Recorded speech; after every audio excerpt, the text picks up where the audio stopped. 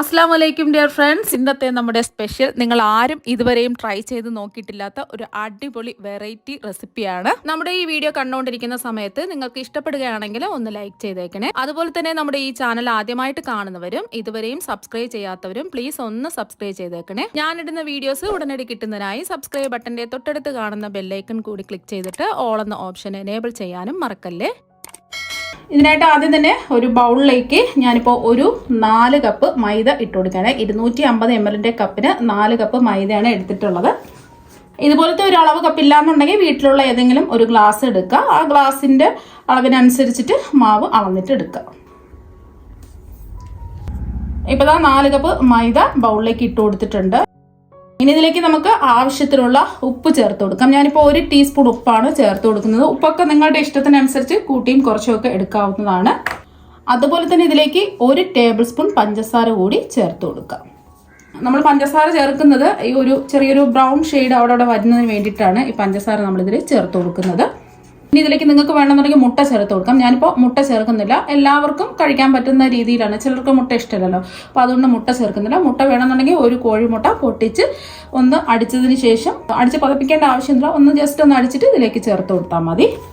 ഇനി ഇതെല്ലാം കൂടിയിട്ട് കൈ വെച്ചോ അല്ലെങ്കിൽ സ്പൂൺ വെച്ചോ ഒന്ന് മിക്സ് ചെയ്തെടുക്കാം. നമ്മൾ ചേർത്ത് കൊടുത്ത ഉപ്പും പഞ്ചസാരയും മാവിൻ്റെ എല്ലാ ഭാഗത്തും ഒന്ന് എത്തണം. അപ്പോൾ അതൊന്ന് മിക്സ് ചെയ്തെടുത്തിട്ടുണ്ട്. ഇനി ആവശ്യത്തിന് വെള്ളം ഒഴിച്ചിട്ട് ഈ മാവൊന്ന് കുഴച്ചിട്ടെടുക്കാം. ഞാനിപ്പോൾ സാധാരണ പച്ചവെള്ളം തന്നെയാണ് എടുത്തിട്ടുള്ളത്. നമ്മൾ ഏത് കപ്പിലാണോ മാവ് അളന്നെടുത്തിട്ടുള്ളത് അതിൽ 1 കപ്പ് ഇതായി എടുത്തിട്ടുണ്ട്. ലാസ്റ്റിൽ ഞാൻ പറയാം എത്ര കപ്പ് വെള്ളം ആവശ്യമായിട്ട് വന്നിട്ടുണ്ടെന്ന്. ആദ്യം ഒരു 1/2 കപ്പ് ഒഴിച്ചു കൊടുക്കാം. മുഴുവൻ വെള്ളം ഒരുമിച്ച് അങ്ങ് ഒഴിക്കരുത്. നിങ്ങൾക്ക് വെള്ളത്തിന് പകരം പകുതി തിളപ്പിച്ചാറിയ പാലും പകുതി വെള്ളം അങ്ങനെ വേണമെങ്കിലും എടുക്കാവുന്നതാണ്. ഇതിലേക്ക് വേണമെന്നുണ്ടെങ്കിൽ 1 ടേബിൾ സ്പൂൺ പാൽപ്പൊടിയൊക്കെ ചേർത്ത് കൊടുക്കാം. ഞാനിപ്പോൾ അതൊന്നും ചേർക്കുന്നില്ല. സാധാരണ എല്ലാവർക്കും ചെയ്യാൻ പറ്റുന്ന രീതിയിലാണ് ഇത് തയ്യാറാക്കുന്നത്. ഒരുമിച്ച് വെള്ളം ഒഴിച്ചു കൊടുക്കാതെ ഇതുപോലെ കുറച്ച് വെള്ളം ഒഴിച്ച് നമ്മൾ ചപ്പാത്തി മാവൊക്കെ കുഴക്കില്ലേ അതിനേക്കാളും കുറച്ചും കൂടെ ഒന്ന് ലൂസായിട്ട് കുഴച്ചെടുക്കുക. അപ്പോൾ ബാക്കി 1/2 കപ്പും കൂടി ഒഴിച്ചു കൊടുക്കുക. ഇപ്പോൾ സാധാരണ പച്ചവെള്ളം തന്നെയാണ് എടുത്തിട്ടുള്ളത്. ഇപ്പം ഞാൻ 1 കപ്പ് വെള്ളം ഒഴിച്ചിട്ട് മാവൊന്ന് കുഴച്ചെടുത്തിട്ടുണ്ട്. വീണ്ടും നമുക്ക് വെള്ളം ഒഴിച്ചു കൊടുക്കാം. വീണ്ടും 1 കപ്പ് എടുത്തിട്ടുണ്ട്. 1/2 കപ്പ് ഇത് ഒഴിക്കുകയാണേ. എന്നിട്ടൊന്ന് കുഴച്ചെടുക്കാം. നമ്മളെടുക്കുന്ന ഓരോ മൈദയ്ക്കനുസരിച്ച് വെള്ളത്തിൻ്റെ അളവിന് വ്യത്യാസം ഉണ്ടാവും. 1/4 കപ്പും കൂടി ഒഴിച്ചു കൊടുക്കാം. അപ്പം എനിക്കിപ്പോൾ 1.25 കപ്പ് വെള്ളത്തിൻ്റെ ആവശ്യമേ വന്നിട്ടുള്ളൂ. അപ്പം നിങ്ങളുടെ മൈദയ്ക്കനുസരിച്ച് വെള്ളം ചേർത്ത് ഇതുപോലെ കുറച്ച് നമ്മൾ ചപ്പാത്തി മാവ് കുഴയ്ക്കുന്നതിനേക്കാളും കുറച്ചും കൂടെ ലൂസായിട്ട് കുഴച്ചെടുക്കുക. പിന്നെ നല്ലോണം ഒന്ന് സോഫ്റ്റായിട്ട് കുഴഞ്ഞ് കിട്ടുന്നതിന് വേണ്ടിയിട്ട് ഇതിലേക്ക് 1 ടേബിൾ സ്പൂൺ എണ്ണ കൂടി ഒഴിച്ചു കൊടുക്കുക. അപ്പോൾ 1 ടേബിൾ സ്പൂൺ എണ്ണ കൂടി ഒഴിച്ചിട്ട് ഒന്ന് കുഴച്ചെടുക്കുക. ഒരുപാടിട്ട് കുഴക്കേണ്ട ആവശ്യമൊന്നുമില്ല, ജസ്റ്റ് ഒന്ന് കുഴച്ചെടുത്താൽ മതി. പിന്നെ ഇതിലേക്ക് നിങ്ങൾക്ക് എണ്ണയ്ക്ക് പകരം നെയ്യ് ചേർത്ത് കൊടുക്കാം അല്ലെങ്കിൽ ബട്ടർ ചേർത്ത് കൊടുക്കാം. അപ്പോൾ ഞാൻ എണ്ണയാണ് എടുത്തിട്ടുള്ളത്. വീണ്ടും ഒന്ന് കുഴച്ചെടുക്കാം. 2 മിനിറ്റ് ഇതുപോലെ ഒന്ന് കുഴച്ചെടുക്കാം. ജസ്റ്റ് ഒന്ന് കുഴച്ചെടുത്തിട്ടുണ്ട്. 2 മിനിറ്റൊക്കെ ഒന്ന് കുഴച്ചെടുത്താൽ മതിയാവും. ഒരുപാടിട്ട് കുഴക്കേണ്ട ആവശ്യമൊന്നുമില്ല. അതായത് ഇതുപോലെ വലിഞ്ഞ് വരണം. നമ്മൾ ഈ മാവ് കുഴച്ചെടുക്കുന്ന സമയത്ത് ചപ്പാത്തി മാവിനേക്കാളും കുറച്ചും കൂടെ ലൂസായിട്ട് ഇതുപോലെ വലിഞ്ഞ് വരണം. ഒരു ഒട്ടുന്ന പരുവത്തിൽ വേണം ഇത് കുഴച്ചെടുക്കാൻ. ഇനി നമുക്ക് കുറച്ച് സമയം ഒന്ന് റെസ്റ്റ് ചെയ്യാൻ വെക്കണം. അതിന് വേണ്ടിയിട്ട് കുറച്ച് എണ്ണ ഒന്ന് തടവി കൊടുക്കാം. ഒന്ന് ഡ്രൈ ആവാതിരിക്കാൻ വേണ്ടിയിട്ടാണ്. മുകൾ ഭാഗം അതിൻ്റെ പുറത്തൊന്ന് എണ്ണ തടവിന് ശേഷം നമുക്ക് കുറച്ച് സമയം റെസ്റ്റ് ചെയ്യാൻ വെക്കാം. മാവ് റെസ്റ്റ് ചെയ്യാൻ വെച്ചിരിക്കുന്ന സമയം കൊണ്ട് 1 കിലോ ചിക്കൻ നല്ലതുപോലെ കഴുകി വൃത്തിയാക്കി എടുത്തിട്ടുണ്ട്. ഇതിലേക്ക് നമുക്ക് 1 ടേബിൾ സ്പൂൺ ഇഞ്ചി ചതച്ചത് ചേർത്ത് കൊടുക്കാം. അതുപോലെ തന്നെ 1 ടേബിൾ സ്പൂൺ വെളുത്തുള്ളി ചതച്ചതും കൂടി ചേർത്ത് കൊടുക്കാം. ഇതിന് പകരം നിങ്ങൾക്ക് വെളുത്തുള്ളിയും ഇഞ്ചി പേസ്റ്റ് വേണമെങ്കിലും ചേർത്ത് കൊടുക്കാവുന്നതാണ്. ഇനി ഇതിലേക്ക് 1 ടീസ്പൂൺ ചതച്ച പെരിഞ്ജീരകമാണ്. പെരിഞ്ജീരകം എന്ന് പറയുന്നത് വലിയ ജീരകമാണ്, ചെറിയ ജീരകമല്ല. ചതച്ചിട്ടാണ് എടുത്തിട്ടുള്ളത്. പൊടി ചതച്ചതില്ല എന്നുണ്ടെങ്കിൽ പൊടി ചേർത്ത് കൊടുത്താലും മതി. 1 ടീസ്പൂൺ.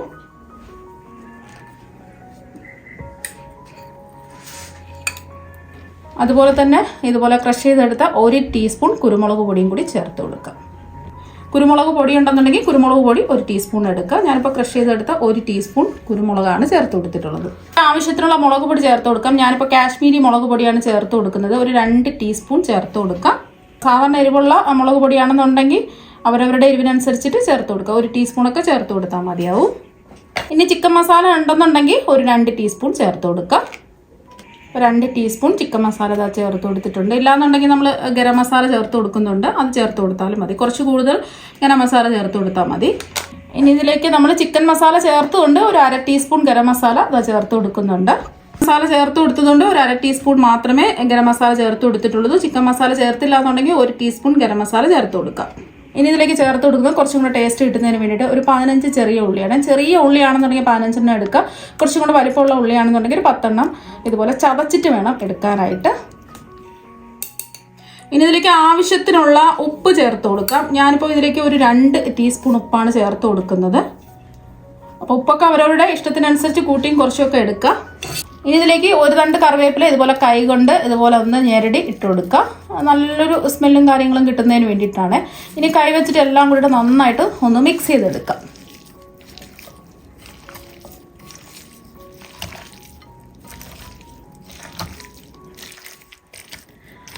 അതെല്ലാം നന്നായിട്ടൊന്ന് മിക്സ് ചെയ്ത് എടുത്തിട്ടുണ്ട്. 15 മിനിറ്റ് ഇങ്ങനെ തന്നെ വെക്കാം. എന്നാൽ മാത്രമേ നമ്മൾ ചേർത്ത് കൊടുത്ത എല്ലാ മസാലകളും ഈ ചിക്കനിൽ പിടിച്ചിട്ടുള്ളൂ. കുറച്ച് സമയം കൂടുതൽ ഉണ്ടെന്നുണ്ടെങ്കിൽ അരമണിക്കൂർ മുതൽ 1 മണിക്കൂർ വരെ വെക്കാവുന്നതാണ്. ഞാനിപ്പോൾ ഒരു 15 മിനിറ്റ് ഇത് റെസ്റ്റ് ചെയ്യാൻ വെക്കണേ. മൂടി വെച്ച് കൊടുക്കാം. ഇപ്പം നമ്മൾ ചിക്കൻ റെസ്റ്റ് ചെയ്യാൻ വെച്ചിട്ട് ഒരു 15 മിനിറ്റ് ആയി. വയറ്റി എടുക്കാതെ വളരെ ഈസി ആയിട്ട് കുക്കറിൽ ചെയ്തിട്ട് എടുക്കാൻ പറ്റുന്ന ഒരു ചിക്കൻ കറിയാണ്. അപ്പം അതിന് വേണ്ടിയിട്ട് ഞാനിപ്പോൾ ചൂടായി കിടക്കുന്ന ഒരു കുക്കറിലേക്ക് ഒരു 2 ടേബിൾ സ്പൂൺ വെളിച്ചെണ്ണ ഒഴിച്ചു കൊടുത്തിട്ടുണ്ട്. ചൂടായി കിടക്കുന്ന എണ്ണയിലേക്ക് ഒരു ചെറിയ കഷ്ണം പട്ട ചേർത്ത് കൊടുക്കാം. ഒരു 4 ഗ്രാമ്പ് ചേർക്കാം. ഒരു 3 ഏലക്ക ചേർത്ത് കൊടുക്കാം. ഇനി ഒരു 1/4 ടീസ്പൂൺ ഉലുവ ചേർത്ത് കൊടുക്കാം. കൂടി പോരുത്, ഒരു 1/4 ടീസ്പൂൺ ചേർത്ത് കൊടുത്താൽ മതി. ഇതെല്ലാം ഒന്ന് മൂത്ത് വരുന്ന സമയത്ത് ഇതിലേക്ക് 4 സവാള ചെറുതായിട്ട് അരിഞ്ഞത് ചേർത്ത് കൊടുക്കാം. ഇതൊന്ന് ഇളക്കി കൊടുക്കാം. അപ്പോൾ ഒരുപാട് വഴന്ന് വരേണ്ട ആവശ്യമൊന്നുമില്ല, ജസ്റ്റ് ഒന്ന് വാടി കിട്ടിയാൽ മാത്രം മതി. മീഡിയം ഫ്ലെയിം വെച്ച് കൊടുക്കാം. ഇനി ഇതിലേക്ക് നമുക്ക് ഒരു 2 പച്ചമുളക് ചേർത്ത് കൊടുക്കാം. നല്ല എരിവുള്ള പച്ചമുളക് ആണെന്നുണ്ടെങ്കിൽ ഒരെണ്ണമൊക്കെ ചേർത്ത് കൊടുത്താൽ മതിയാവും. ജസ്റ്റ് ഒന്ന് വാടി കിട്ടട്ടെ, ഒരുപാട് ഇളക്കേണ്ട ആവശ്യമൊന്നുമില്ല. ഇപ്പോൾ ഒരു 30 സെക്കൻഡ് ഒന്ന് ഇളക്കി കൊടുത്തിട്ടുണ്ട്. ജസ്റ്റ് ഒന്ന് വാടി കിട്ടിയാൽ മതി. ഫ്ലെയിം കുറച്ച് വെച്ച് കൊടുക്കുക. ഇനി ഇതിലേക്ക് ഒരു 4 ടീസ്പൂൺ മല്ലിപ്പൊടി ചേർക്കുക. 1/2 ടീസ്പൂൺ മഞ്ഞൾപ്പൊടി ചേർത്ത് കൊടുക്കുക. 2 ടീസ്പൂൺ മുളക് പൊടിയും കൂടി ചേർത്ത് കൊടുക്കുക. ഇത് കാശ്മീരി മുളക് പൊടിയാണ്. ഇപ്പോൾ സാധാരണ എരിവുള്ള മുളക് പൊടിയാണെന്നുണ്ടെങ്കിൽ 1 ടീസ്പൂൺ ചേർത്ത് കൊടുത്താൽ മതി. നമ്മൾ പച്ചമുളക് ചേർത്തിട്ടുണ്ട്. അതുപോലെ തന്നെ നേരത്തെ നമ്മൾ ചിക്കൻ മസാലയൊക്കെ പുരട്ടി എടുത്ത സമയത്ത് നമ്മൾ മുളക് പൊടിയും കുരുമുളക് പൊടിയൊക്കെ ചേർത്തിട്ടുണ്ട്. അപ്പോൾ അതിനനുസരിച്ച് എരിവ് ചേർത്ത് കൊടുക്കുക. ഇതൊന്ന് ഇളക്കി കൊടുക്കുക.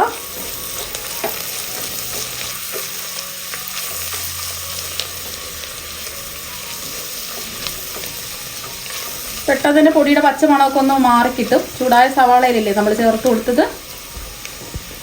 2 മീഡിയം സൈസ് തക്കാളി ചെറുതായിട്ട് കട്ട് ചെയ്ത് ചേർത്ത് കൊടുക്കുക.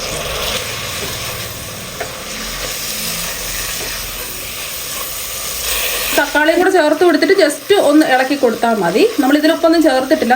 നേരത്തെ ചിക്കനിൽ മാത്രമേ നമ്മൾ ഉപ്പ് ചേർത്ത് കൊടുത്തിട്ടുള്ളൂ. ലാസ്റ്റ് ഉപ്പ് കുറവുണ്ടെന്നുണ്ടെങ്കിൽ ചേർത്ത് കൊടുത്താൽ മതി. 15 മിനിറ്റ് റെസ്റ്റ് ചെയ്തിട്ട് എടുത്തിട്ടുള്ള ചിക്കനാണ് ഇതിലേക്ക് അങ്ങ് ഇട്ട് കൊടുക്കുക.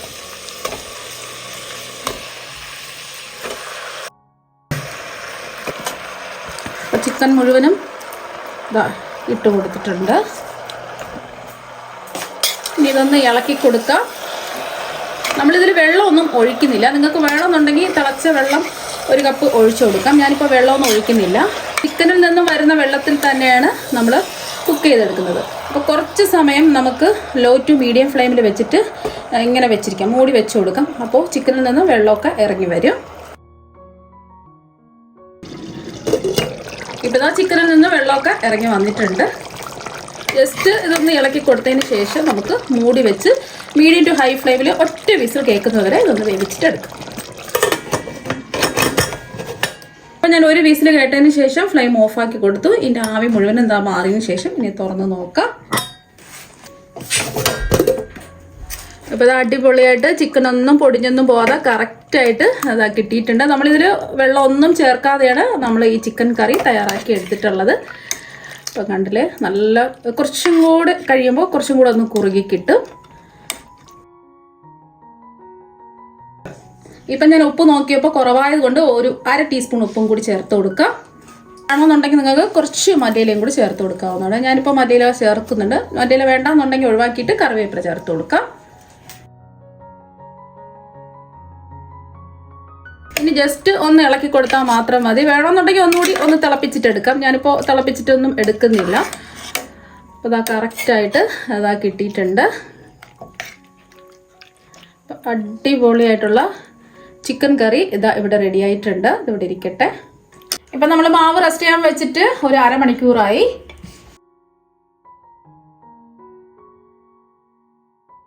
ഇനി കുഴച്ചെടുക്കേണ്ട ആവശ്യമൊന്നുമില്ല. ഇനി ഇതിൽ നിന്നും കുറച്ച് മാവ് ഇങ്ങനെ എടുക്കാം. അപ്പോൾ ഇതിൽ നിന്നും കുറച്ച് മാവ് ഇതാ എടുത്തിട്ടുണ്ട്. അടുത്തായിട്ട് നമ്മൾ ഈ പൊറോട്ട തയ്യാറാക്കി എടുക്കാൻ പോകുന്നത് സേവനാഴിയിലാണ്. അപ്പോൾ സേവനാഴിയിൽ കുറച്ച് എണ്ണ ഒന്ന് ബ്രഷ് ചെയ്ത് കൊടുക്കാം. എല്ലാ ഭാഗത്തും ഈ ചില്ലിലും ഒന്ന് എണ്ണ ബ്രഷ് ചെയ്ത് കൊടുക്കാം. ഞാനിപ്പോൾ എടുത്തിട്ടുള്ള ചില്ല് നമ്മൾ പക്കാവടയൊക്കെ തയ്യാറാക്കുമ്പോൾ എടുക്കുന്ന ചില്ലില്ലേ, ഇതുപോലെ നീളത്തിലുള്ള ചില്ലാണ് എടുത്തിട്ടുള്ളത്. ഇനി നമ്മൾ കുഴച്ചെടുത്ത മാവ് ഇതിലേക്ക് അങ്ങ് ഇട്ട് കൊടുക്കാം. ഒരു 3/4 ഭാഗത്തോളം ഇട്ട് കൊടുത്താൽ മതി. അപ്പോൾ 3/4 ഭാഗത്തോളം മാവ് ഇതാ സേവനാഴിയിലേക്ക് നിറച്ചു കൊടുത്തിട്ടുണ്ട്. ഇനി ഇതൊന്ന് അടച്ചു കൊടുക്കാം.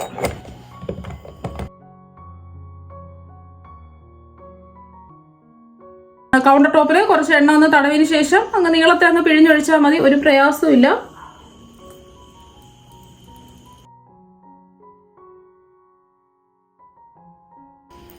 എത്രയാണോ നീളം വേണ്ടത് അതിനനുസരിച്ചിട്ട് പിഴിഞ്ഞൊഴിക്കുക. ബാക്കി ലാസ്റ്റിൽ കൈവച്ചിട്ട് ഒന്ന് മുറിച്ചതുപോലെ മാറ്റുക.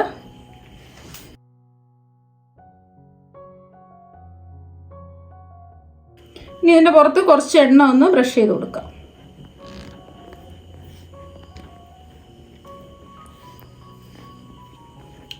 നല്ലോണം ഒന്ന് ബ്രഷ് ചെയ്ത് കൊടുക്കുക. ലെയർ വിട്ട് കിട്ടുന്നതിന് വേണ്ടിയിട്ട് ഇതിൻ്റെ മുകളിലായിട്ട് കുറച്ച് മൈദ ഇതുപോലൊന്ന് വിതറി കൊടുക്കുക. കുറച്ച് വിതറി കൊടുത്താൽ മതി.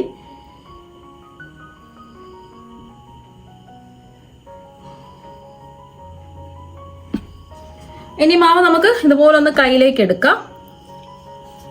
ഫുള്ളായിട്ട് ഇതുപോലെ എടുക്കാം.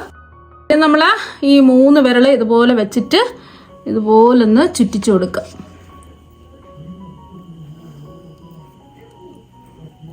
അപ്പോൾ ലാസ്റ്റിൽ വരുന്നത് നമുക്ക് ഇതാ ഇങ്ങനെ അടിയിൽ കൂടെ ഇങ്ങനെ ആക്കി കൊടുത്താൽ മതി. അപ്പോൾ കടല നല്ല ലെയറായിട്ട് ഇതാ കിട്ടിയിട്ടുണ്ട്. അപ്പോൾ ഇതുപോലെ തന്നെ നമുക്ക് ബാക്കിയെല്ലാം ചെയ്തിട്ടെടുക്കാം.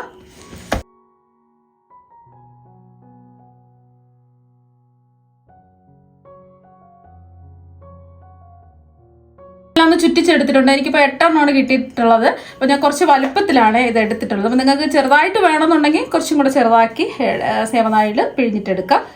ഇനി കുറച്ച് എണ്ണ ഒന്ന് ബ്രഷ് ചെയ്ത് കൊടുക്കുക ഇതിൻ്റെ മുകളിലായിട്ട്. കുറച്ച് സമയം കൂടെ നമുക്ക് റെസ്റ്റ് ചെയ്ത് വെക്കാനുണ്ട്. നല്ല ലെയറോട് കൂടി കിട്ടണമെന്നുണ്ടെങ്കിൽ കുറച്ച് സമയം എണ്ണ ബ്രഷ് ചെയ്ത് കൊടുത്തിട്ട് ഒന്ന് റെസ്റ്റ് ചെയ്യാൻ വെക്കണം. എന്നാൽ മാത്രമേ നല്ല ലെയറോട് കൂടിയുള്ള പൊറോട്ട നമുക്ക് തയ്യാറാക്കി എടുക്കാൻ പറ്റുള്ളൂ. എല്ലാത്തിനും ഇതുപോലെ ഒന്ന് ബ്രഷ് ചെയ്ത് കൊടുക്കുക. പെട്ടെന്ന് ഈസിയായിട്ട് നമുക്ക് ചെയ്തിട്ട് എടുക്കാവുന്നേ ഉള്ളൂ. നമുക്ക് അടിച്ച് പരത്തി ബുദ്ധിമുട്ടേണ്ട ഒന്നും ആവശ്യമില്ല. നേരിട്ട് മാവൊന്ന് ജസ്റ്റ് ഒന്ന് കുഴച്ചെടുക്കുക.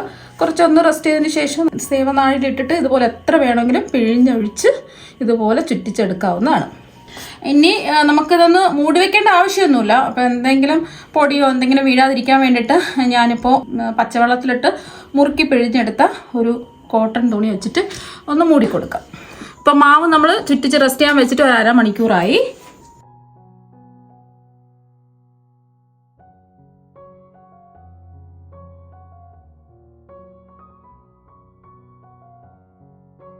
ഇനി ഇതിൽ നിന്നും ഒരു ഉരുള മാവ് എടുക്കുക. അത് ഒരു ഉരുള മാവ് എടുത്തിട്ടുണ്ട്. ബാക്കിയുള്ളത് നമുക്ക് മാറ്റി വെക്കാം. ഇനി നമ്മൾ ചുറ്റിച്ചെടുത്ത മാവ് ഒരു കൗണ്ടർ ടോപ്പിൽ വെച്ച് കൊടുത്തു. നമ്മൾ ചുറ്റിച്ചെടുത്ത മാവ് കൗണ്ടർ ടോപ്പിൽ വെച്ചതിന് ശേഷം ഇതുപോലെ കൈയിൻ്റെ നടുഭാഗം വെച്ചിട്ട് ഈ കൈയിൻ്റെ ഉള്ളം ഭാഗം വെച്ചിട്ട് ഇതുപോലെ ഒന്ന് പരത്തി കൊടുക്കാം. കണ്ടില്ലേ, സോഫ്റ്റ് ആയിട്ടിരിക്കുന്നത് കൊണ്ട് പരന്ന് വന്നോളും. നമുക്ക് റോളറൊന്നും ഉപയോഗിച്ച് പരത്തേണ്ട ആവശ്യമൊന്നുമില്ല. ജസ്റ്റ് ഇതുപോലെ കൈവച്ച് പരത്തുമ്പോൾ തന്നെ പരന്ന് വന്നോളൂ. എല്ലാ വശവും ഒരേ കനത്തിൽ പരത്തിയെടുക്കുക. പരത്തി എടുത്തിട്ടുണ്ട്. ഇനി നമുക്കിതൊന്ന് ചുട്ടെടുക്കാം. ചൂടായി കിടക്കുന്ന തവയിലേക്ക് ഇട്ട് കൊടുക്കാം. ഇതിൻ്റെ മുകളിലായിട്ട് കുറച്ച് എണ്ണ ഒന്ന് ബ്രഷ് ചെയ്ത് കൊടുക്കാം. അപ്പോൾ എണ്ണയോ നെയ്യോ ബ്രഷ് ചെയ്ത് കൊടുത്താൽ മതി. ഒരു വശം ഒന്ന് ആയി വരുന്ന സമയത്ത് ചെറിയ ചെറിയ ബ്രൗൺ നിറം ആവുമല്ലോ, ചെറിയ ചെറിയ ഡോട്ടായിട്ട്. അപ്പം നമുക്ക് ഒന്ന് നോക്കിയിട്ട് ഒന്ന് തിരിച്ചിട്ട് കൊടുക്കാം.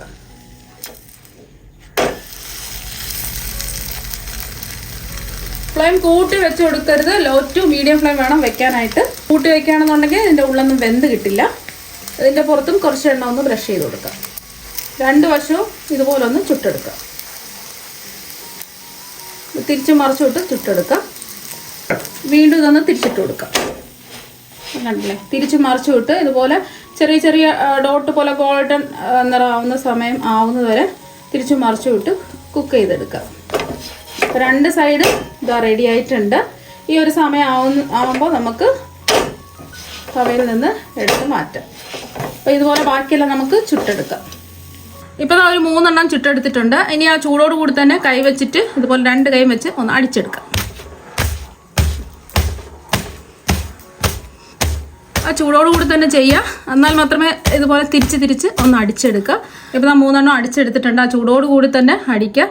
അപ്പോൾ അതാ കണ്ടില്ല, നല്ല ലെയറൊക്കെ അതാ വന്നിട്ടുണ്ട്. നല്ല സോഫ്റ്റ് ആയിട്ടാണ് ഇരിക്കുന്നത്. അപ്പോൾ ബാക്കിയുള്ളതെല്ലാം ഇതുപോലെ തന്നെ നമുക്ക് ചെയ്തിട്ടെടുക്കാം.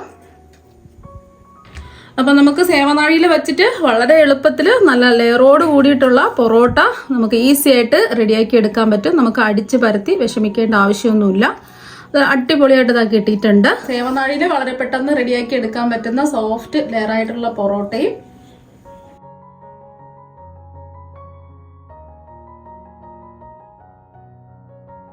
ചിക്കൻ കറിയും ഇതാ ഇവിടെ റെഡി ആയിട്ടുണ്ട്. രണ്ടും അടിപൊളി കോമ്പിനേഷനാണ്. അടിപൊളി ടേസ്റ്റ് ആണ് കഴിക്കാൻ വേണ്ടിയിട്ട്. വളരെയൊന്നും വയറ്റി സമയം കളയാതെ വളരെ പെട്ടെന്ന് റെഡിയാക്കി എടുക്കാൻ പറ്റുന്ന കുക്കറിൽ ചെയ്തിട്ടെടുക്കാൻ പറ്റിയ ചിക്കൻ കറിയും ഇവിടെ റെഡി ആയിട്ടുണ്ട്. രണ്ടും അടിപൊളി കോമ്പിനേഷൻ ആണ്.